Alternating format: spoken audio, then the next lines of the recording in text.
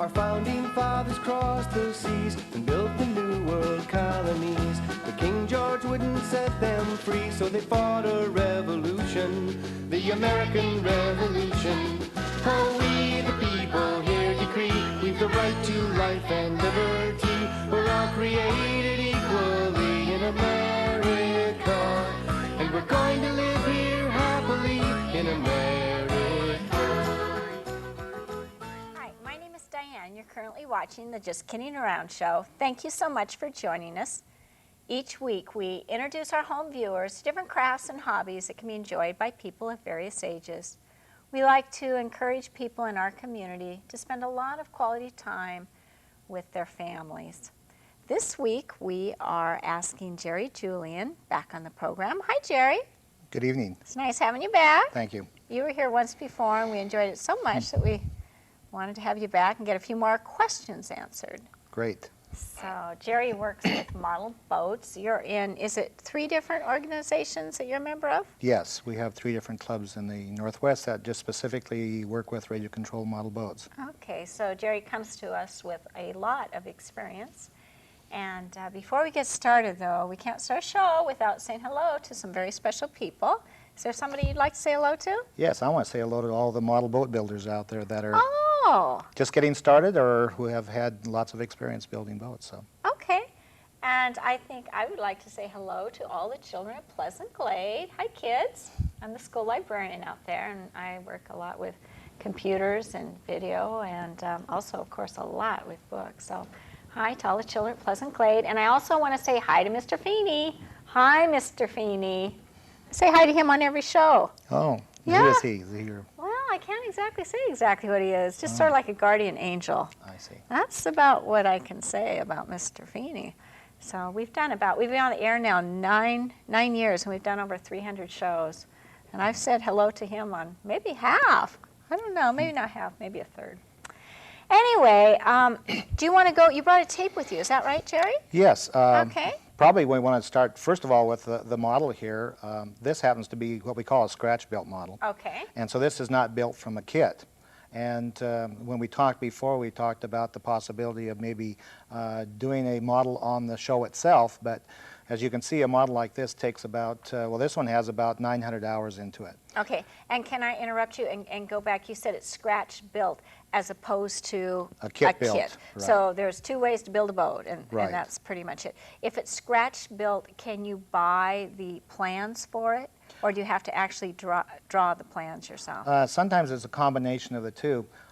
If the plans are available, and the plans were available for part of this from Tidewater Barge Line, and so I just got in contact with them, and they sent me some plans up. Then I worked from those and scaled them down to the scale I wanted to work with. Okay, so most of these companies are more than willing to share blueprints? Yes. Would they be called blueprints? With blueprints are, nowadays they're called white prints. But white prints? Okay. Oh, okay. All right. And so where is the Tidewater Barge Lines? Tidewater Barge Line operates out of Vancouver, Washington, and they operate up and down the Columbia River.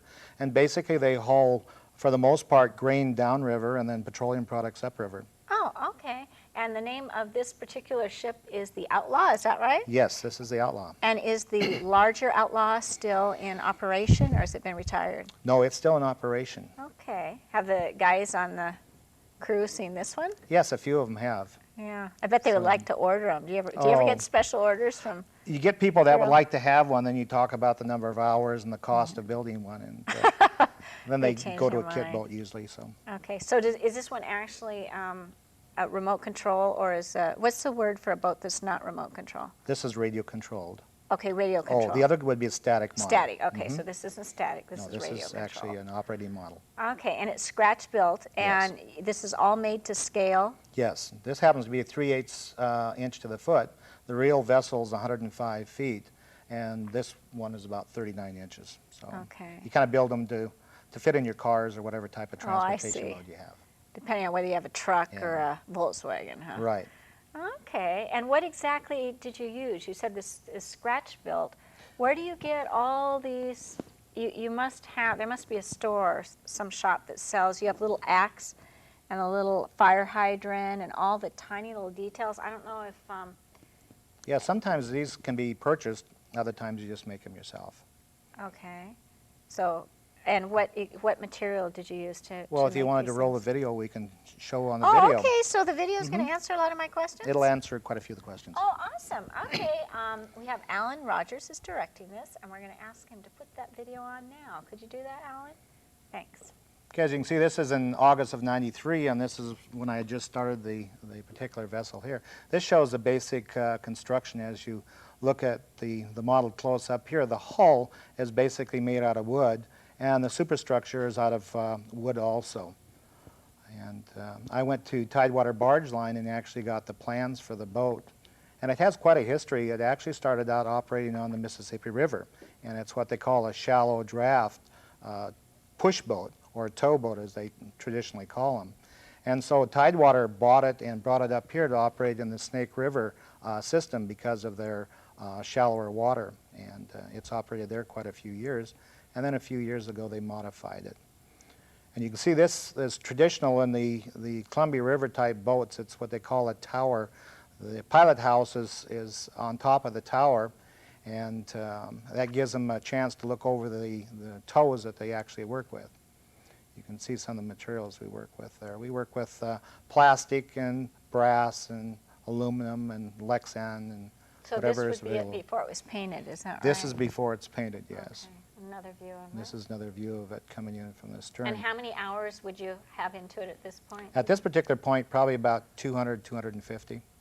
Does somebody help you with this, or do you just do all the work yourself? No, the majority of it I do myself. I have a shop at home, so that's my second pleasure, is actually the designing and the building of the vessels themselves. What type of tools do you have? Are we going to see that in the video? Probably in the background of some of the others, I don't know, but most of the time I have a full shop with power tools, but we use a lot of hand tools also. So do you use jigsaws and scrolls and just the standard? Right. They don't have special equipment? Lathe and mill and that sort of thing. Now that's an interesting shot. Now you can see here, this shows the basic materials. Part of the funnels there, you'll notice that the white, that is just a half section of some PVC pipe, and then the sides were just Lexan plastic. And then as you get into the pilot house here, it's a combination of wood and Lexan plastic for the upper part.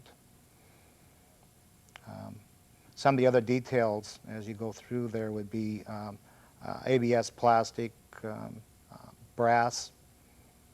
So you use what you can, what you Right. find available.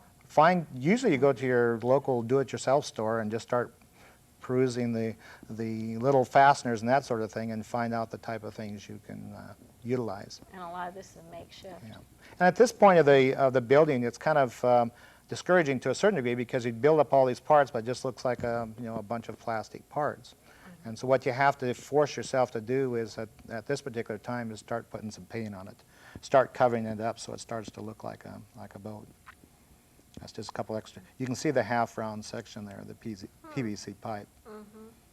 I use a lot of plastic because it's real interesting material to work with. Some of the earlier boat kits that came out were balsa wood, and it's very soft and it's difficult to work with. I'd rather work with a hard material.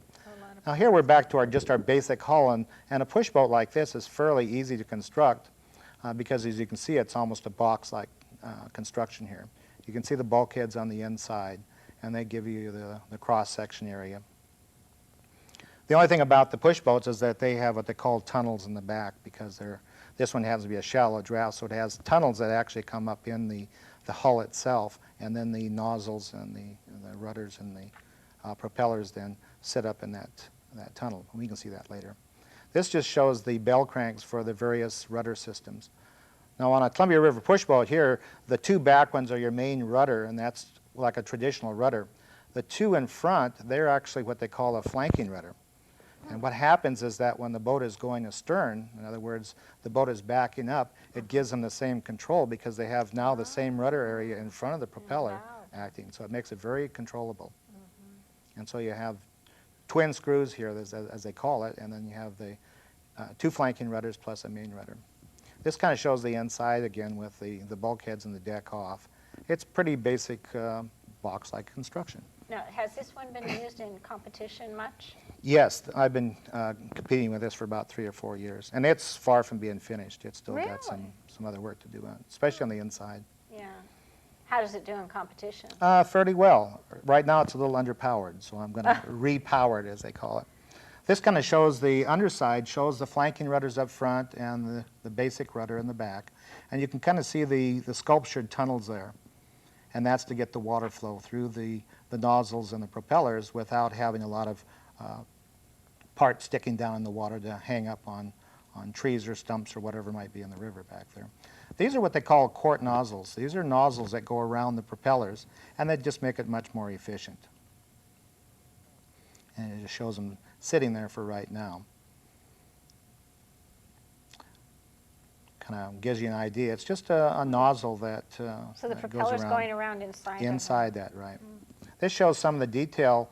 You want to kind of include the detail underneath, too. This shows a structural detail underneath the house.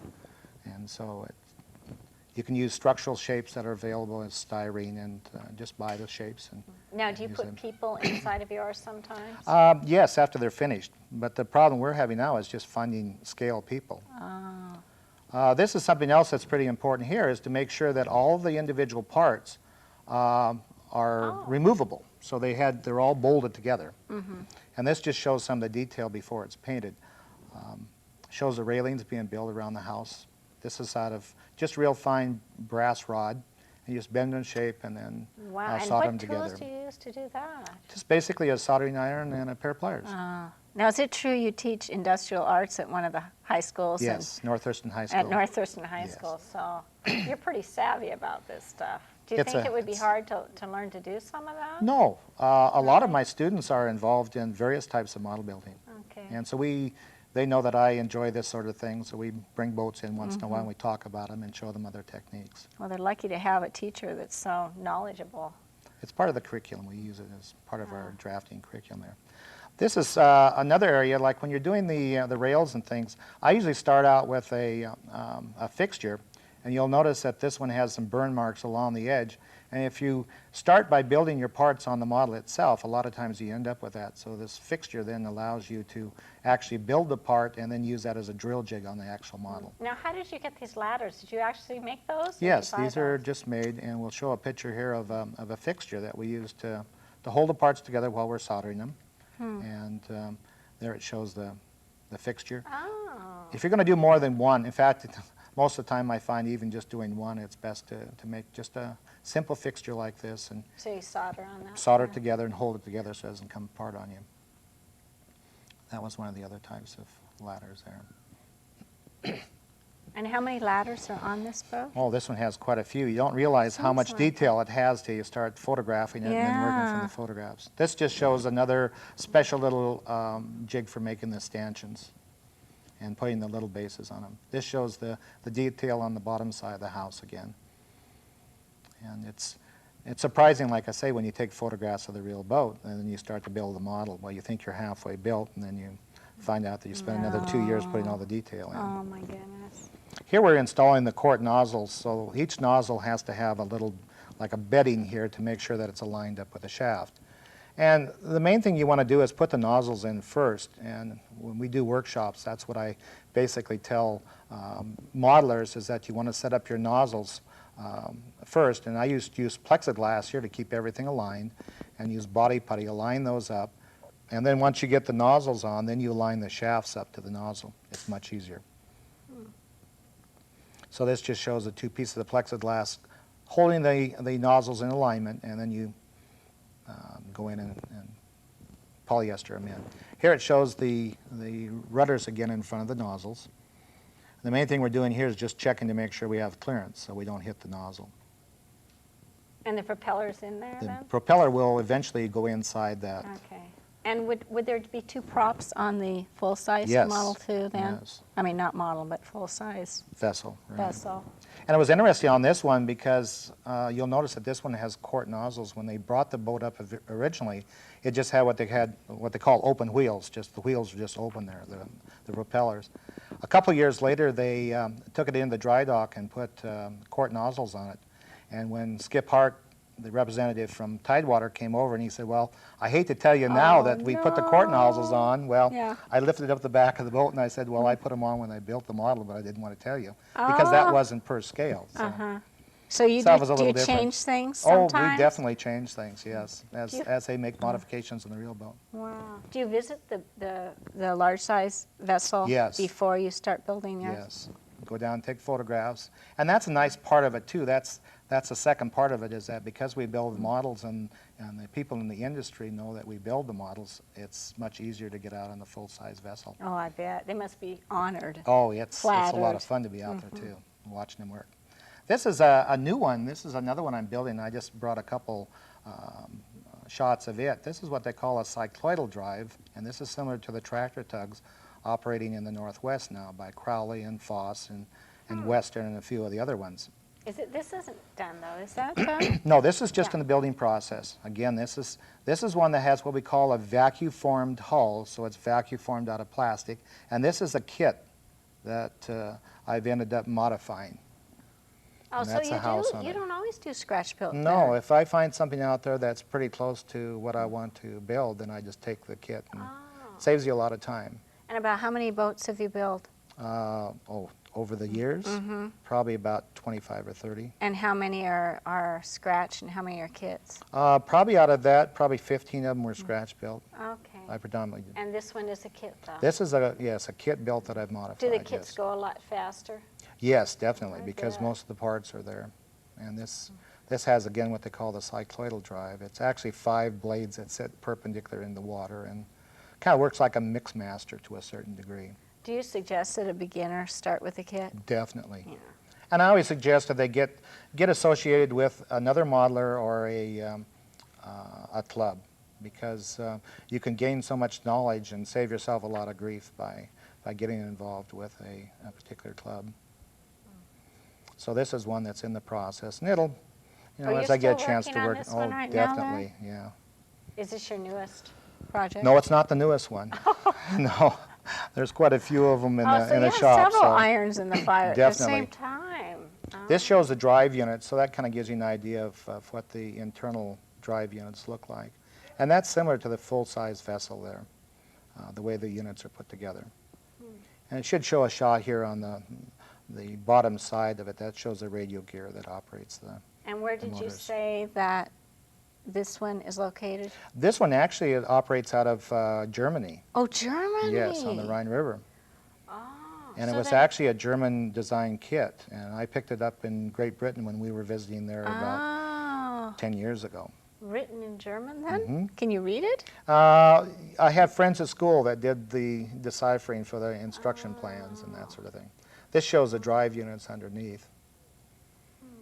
And it's got 5 blades that stick straight down in the water, and it kind of operates, I guess, like a whale's tail to a certain degree. They oscillate, and the metal parts are just guards to protect it from, on the real boat, to protect it from, tires and logs and things like that are in the river.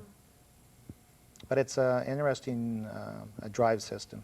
And So if somebody wanted to get a model of a European boat, would they do that over the internet, probably? you could go to the internet, and there's quite a few of the hobby stores now that sell over the internet.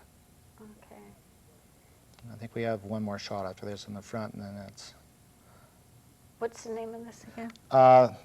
This one's called the Tyson 2, Tyson. and it's actually an anchor push boat over there. Use it for salvage work also. Is that going to be static? No, that's actual radio controlled also. And so you'll be competing with this? Yes. Do you always compete with all your radio control The boats? majority of them, yes. Yes. And that's it for the video. Wow. That kind of gives you an idea of what goes into building a model. Yeah, there's a lot of work to it. Well, it's a lot of fun, too.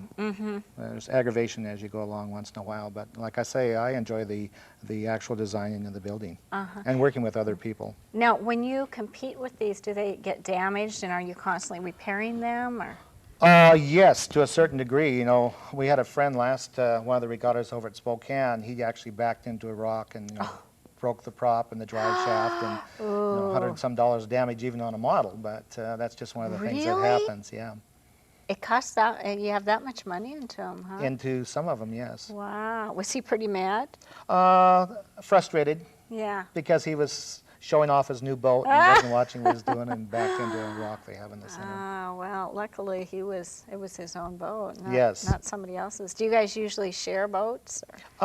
Yes, once in a while, especially when we have friends that come here, like I have friends from the East Coast that come out, and they can't bring their models, so what we do is take some of the models out and let them run them too. And these friends, would you know through your hobby, your model? Yes, I met him Wow. through the hobby. One of them actually builds the speed controls that we use. He builds Is that right? So you yeah. fly back and forth to see each other? I haven't flown back his direction, but he's been out to the West Coast quite a bit because he can basically write off his trips. Oh, okay. He must So- not be a teacher then. No, and he's single too. Oh, So it's so- interesting. He hits most of the trips, so it's yeah. very interesting. Now, how many? You mentioned a regatta in Spokane. How many regattas are there each year? We have about 8 of them. And what exactly happens at these regattas? The majority of them are set up and are judged just like a full-sized vessel. In other words, we have to put barges on them, then have to go through a marked course, and we have to use the basic rules of the road.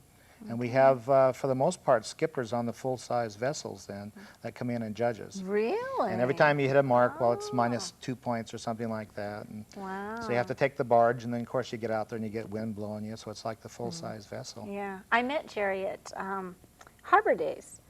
We were filming. TCTV was filming, and the Tiny Tugs had a venue there. And Yes. it was a lot of fun.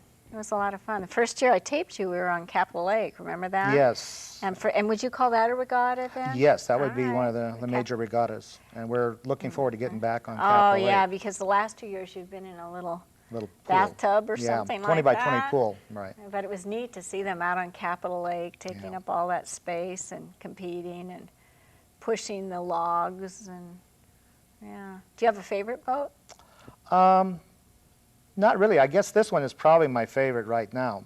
But there's always new ones that come out, and Yeah. of course when you see pictures of them I get most of the professional magazines, and when you see something new coming out, well, you want to jump on that. But I think this is probably the one that I really enjoy because I have 4 barges for it too, and they're about 7 feet long, and you get them two by side, because a normal tow for a Columbia River tow like this would be 150-foot barges, I think. Is that right? By 50 foot wide, so they have 4 of them out in front and then 1 of them right on the side, so you basically have 5 barges. And the reason for that is that's the biggest size they can get through the locks. Oh. So this one emulates that when we get the barges on it, so it's about 18 feet long when it's all set up on the water. But we need someplace like Capitol Lake to run. Something good size. Right. And Yeah. a lot of the other people that are running these type of models too, you need the size out there, the lake. Yeah, it seemed in the small pool didn't you have much smaller boats? Basically, we just had the individual tugs and some specialized boats and that sort of thing. Yeah. Well, on public access, we're not supposed to advertise, but if these are nonprofit organizations, we're allowed to mention them. Would you like to say anything about the organizations that help sponsor something like this, as long as they're nonprofit?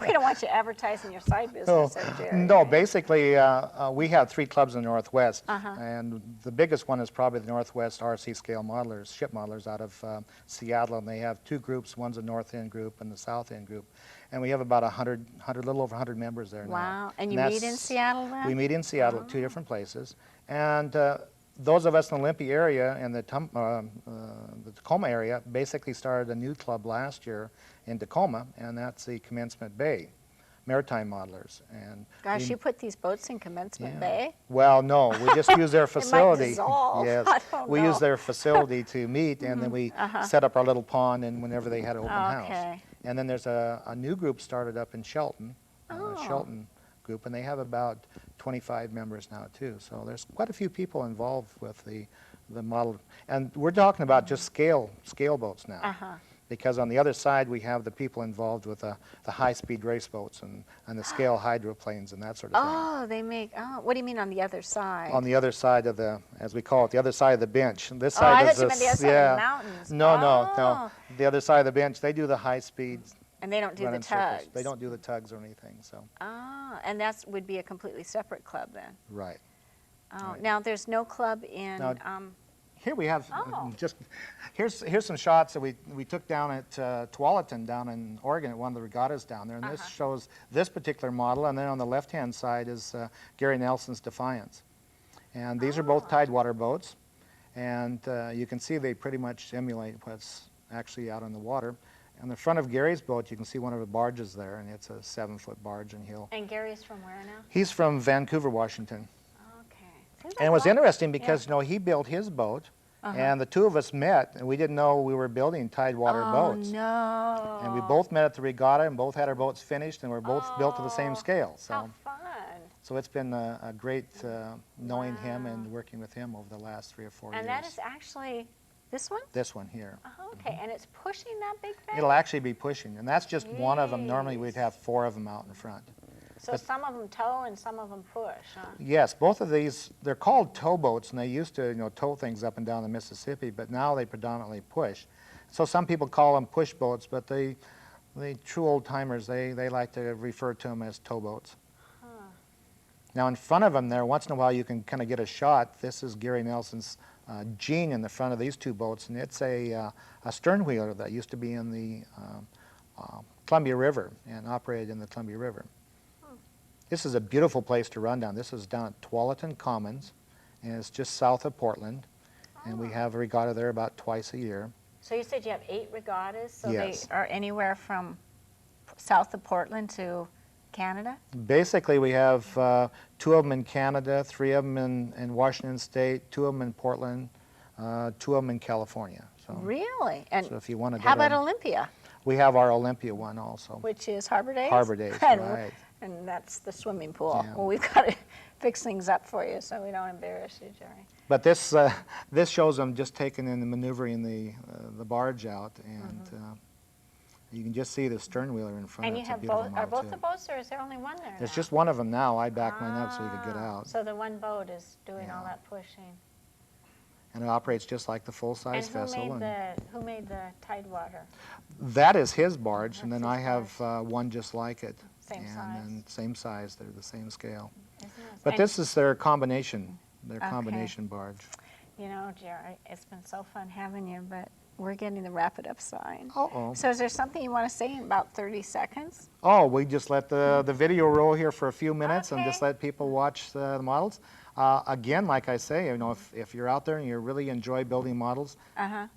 my name is in the telephone directory in Olympia. My Oh, wife really? is very receptive to me taking telephone calls. Okay, so so but get in for- contact with the club or through the local hobby store, and they can. Okay, all right. We want to thank you so much for joining us.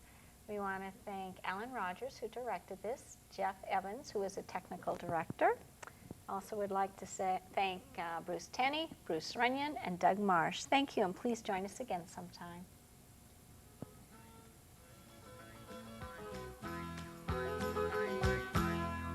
We the people here decree we've the right to life and liberty. We're all created equally in America, and we're going to live here happily in America.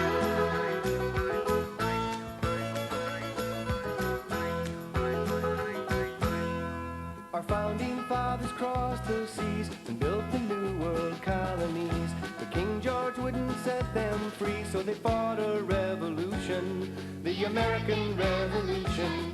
Oh, we the people here decree we've the right to life and liberty. We're all created equally in America, and we're going to live here happily in America.